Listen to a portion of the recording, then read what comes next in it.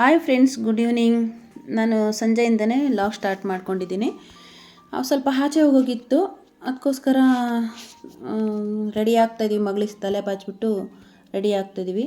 ಇವತ್ತು ಭಾನುವಾರ. ಇವತ್ತು ಸ್ವಲ್ಪ ಕೆಲಸ ಜಾಸ್ತಿ ಇತ್ತು, ಬಟ್ಟೆ ತೊಳೆಯೋದು ಅದು ಇದು ಅಂದ್ಕೊಂಡು ಸ್ವಲ್ಪ ಜಾಸ್ತಿ ಕೆಲಸ ಇತ್ತು.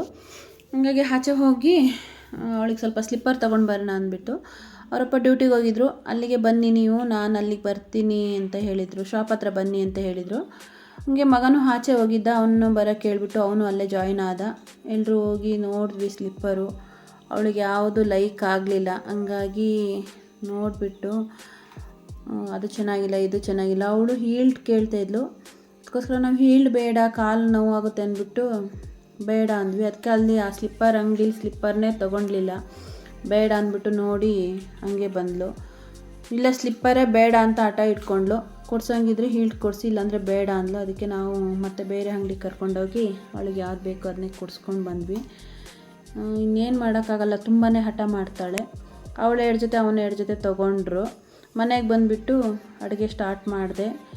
ನಾನು ಅಡುಗೆ ಮಾಡೋಳಿಗೆ ಅವಳೇ ಬಂದುಬಿಟ್ಟು ಮಮ್ಮಿ ನಾನು ಕಬಾಬ್ ಮಾಡ್ತೀನಿ ಅಂದ್ಲು.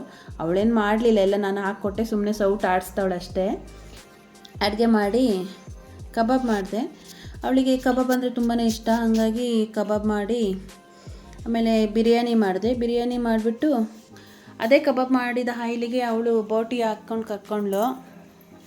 ಅಡುಗೆ ಬಿರಿಯಾನಿ ಮಾಡಿಬಿಟ್ಟು ನೈಟಿಗೆ ಚಿಕನ್ ಗ್ರೇವಿ ಮಾಡಿದ್ದೆ. ಸ್ವಲ್ಪ ಕೆಲಸ ಎಲ್ಲ ಮಾಡ್ಕೊಂಡು ಪಾತ್ರೆ ಎಲ್ಲ ತೊಳೆದು ಮನೆ ಕಸ ಹೊಡೆದು ಬಟ್ಟೆ ಮಡ್ಚೋಣ ಅಂತ ಬಂದೆ. 2 ದಿವಸ ಆಗಿತ್ತು ಬಟ್ಟೆ ತೊಳೆದು, ಒಣಗಿರಲಿಲ್ಲ. ಸ್ವಲ್ಪ ಬಟ್ಟೆ ಎಲ್ಲ ಫೋಲ್ಡ್ ಮಾಡಿಕೊಂಡು ಇವತ್ತು ಸ್ವಲ್ಪ ಒಣಗಿದೆ, ಮಡಿಸ್ತಾ ಇದ್ದೀನಿ.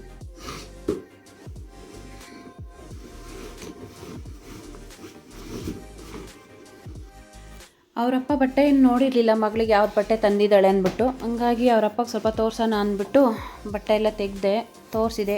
ಏನು ಚೆನ್ನಾಗಿಲ್ಲ ನನ್ನ ಮಗಳಿಗೆ, ನೀನೇನು ಚೆನ್ನಾಗಿ ತೆಗ್ದಿಲ್ಲ ಅಂದರು. ಇನ್ನೂ ಚೆನ್ನಾಗಿರೋ ತೆಗಿಬೋದಿತ್ತು, ನೀನೇ ಕಂಜೂಸ್ ಮಾಡಿದೀಯ ಅಂತ ಹೇಳಿದ್ರು. ಆ ಥರ ಏನಿಲ್ಲ, ಕಂಜೂಸ್ ಏನು ಮಾಡಿಲ್ಲ. ಅವಳಿಗೆ ಕಂಫರ್ಟಬಲ್ ಯಾವುದು ಅಂತ ನನಗೆ ಗೊತ್ತಲ್ವಾ. ಅದಕ್ಕೋಸ್ಕರ ನಾನು ಅವಳಿಗೆ ಏನು ಕಂಫರ್ಟಬಲ್ ಅದನ್ನೇ ತಗೊಂಡು ಎಲ್ಲ ಮಡಚಿಟ್ಟು ನೋಡಿದೆ. ಅವ್ರಿಗೆ ತೋರಿಸ್ಬಿಟ್ಟು ಪರವಾಗಿಲ್ಲ, ಬೇಜಾರಾಯ್ತು ಅವ್ರಿಗೆ, ಇನ್ನೂ ಚೆನ್ನಾಗಿರೋ ತರ್ಬೋದಿತ್ತು ಅಂತ. ಪರವಾಗಿಲ್ಲ, ಅವಳಿಗೆ ಕಂಫರ್ಟಬಲ್ ಅಂತ ಸುಮ್ಮನಾದೆ.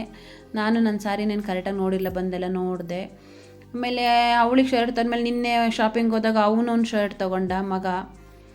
ನನಗೊಂದು ಶರ್ಟ್ ಬೇಕು ಅಂತ ಹೇಳ್ದ. ಅವನಿಗೊಂದು ಶರ್ಟ್ ತೊಗೊಂಡು ಬಂದು ಅವನಿಗಿದೇ ಬೇಕಂದ. ಈ ಟೈಪಲ್ಲಿ ಇತ್ತು ಒಂದು ಫುಲ್ ಸ್ಲೀವು, ಆದರೂ ಇದೇ ಬೇಕಂದ. ಅದಕ್ಕೋಸ್ಕರ ಇದನ್ನ ತೊಗೊಂಡ್ವಿ.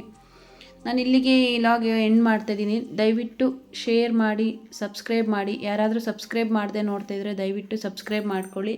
ಲೈಕ್ ಮಾಡಿ ಪ್ಲೀಸ್, ಲೈಕ್ ಮಾಡಿ, ಹಂಗೆ ಶೇರ್ ಮಾಡಿ ಪ್ಲೀಸ್. ದಯವಿಟ್ಟು ಸಪೋರ್ಟ್ ಮಾಡಿ.